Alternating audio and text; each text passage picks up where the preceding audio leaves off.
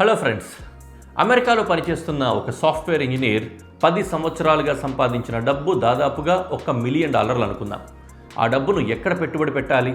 అమెరికాలోనే ప్రాపర్టీ కొనాలా, లేదా ఇండియాలో పెట్టాలా? చాలా ఆలోచించిన తర్వాత అతను అమెరికాలో కాకుండా హైదరాబాద్లో కమర్షియల్ ఆఫీస్ స్పేస్ కొనుగోలు చేశారు.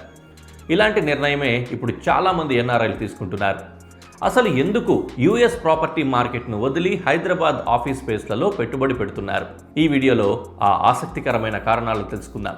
హైదరాబాద్ అంటే ప్రధానంగా ఐటీ సిటీ, కానీ ఇప్పుడు ఆ పరిస్థితి వేగంగా మారుతోంది.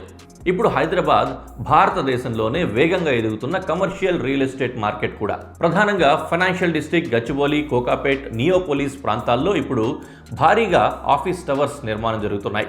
ప్రపంచంలోని పెద్ద పెద్ద టెక్ కంపెనీలన్నీ కూడా హైదరాబాద్లో భారీగా విస్తరిస్తున్నాయి. దీంతో కమర్షియల్ ఆఫీస్ స్పేస్కు డిమాండ్ పెరుగుతోంది.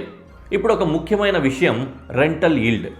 హైదరాబాద్లో కమర్షియల్ ఆఫీస్ స్పేస్లకు సాధారణంగా 7 నుంచి 10% వరకు రెంటల్ ఈల్డ్ వస్తుంది. ఉదాహరణకు, ఒక వ్యక్తి 8 కోట్ల రూపాయలు పెట్టి హైదరాబాద్లో ఆఫీస్ స్పేస్ కొనుగోలు చేస్తే అది నెలకు 5 నుంచి 6 లక్షల రూపాయల వరకు రెంట్ ఇస్తుంది. అంటే సంవత్సరానికి 60 లక్షల వరకు ఆదాయం వచ్చే అవకాశం ఉంది. కానీ అమెరికాలో అదే ఆఫీస్ ప్రాపర్టీకి సాధారణంగా 3 నుండి 5% మాత్రమే రాబడి వస్తుంది. అందుకే ఎన్ఆర్ఐలు ఇప్పుడు హైదరాబాద్ కమర్షియల్ రియల్ ఎస్టేట్ వైపు మళ్లుతున్నారు. నెక్స్ట్, ప్రాపర్టీ ధరల గురించి మాట్లాడుకుందాం. అమెరికాలో ప్రధాన నగరాల్లో ఆఫీస్ స్పేస్ ధరలు చాలా ఎక్కువగా ఉంటాయి. ఉదాహరణకు న్యూయార్క్ లేదా సిలికాన్ వ్యాలీ వంటి ప్రాంతాల్లో 40,000 నుంచి 60,000 రూపాయల వరకు ఒక్క స్క్వేర్ ఫీట్ ధర ఉంటుంది. కానీ హైదరాబాద్లో ప్రీమియం ఐటీ కారిడార్లో కూడా 12,000 రూపాయల నుంచి 20,000 రూపాయల ఎస్ఎఫ్టీతో ఇక్కడ ప్రాపర్టీ కొనుక్కోవచ్చు. అంటే అదే డబ్బుతో ఎన్ఆర్ఐలు హైదరాబాద్లో 3 రెట్లు పెద్ద ఆఫీస్ స్పేస్ కొనుగోలు చేయొచ్చు అన్నమాట. ఇది కూడా ఒక పెద్ద కారణమైంది.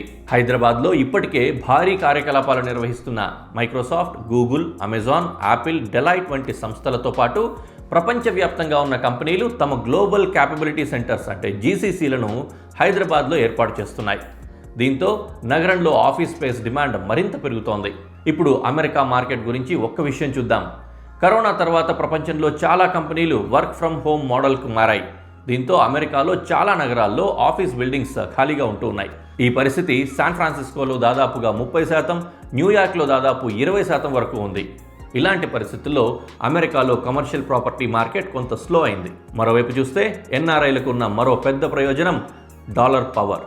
ఇప్పుడు ఒక ఉదాహరణ చూస్తే, ప్రస్తుతం $1 92 రూపాయలు, అంటే $1 మిలియన్ అంటే దాదాపుగా 9 కోట్ల రూపాయలకు పైమాటే. ఈ డబ్బుతో హైదరాబాద్లో ఎన్ఆర్ఐలు చాలా సులభంగా ప్రీమియం కమర్షియల్ ఆఫీస్ స్పేస్ కొనుగోలు చేసుకోవచ్చు.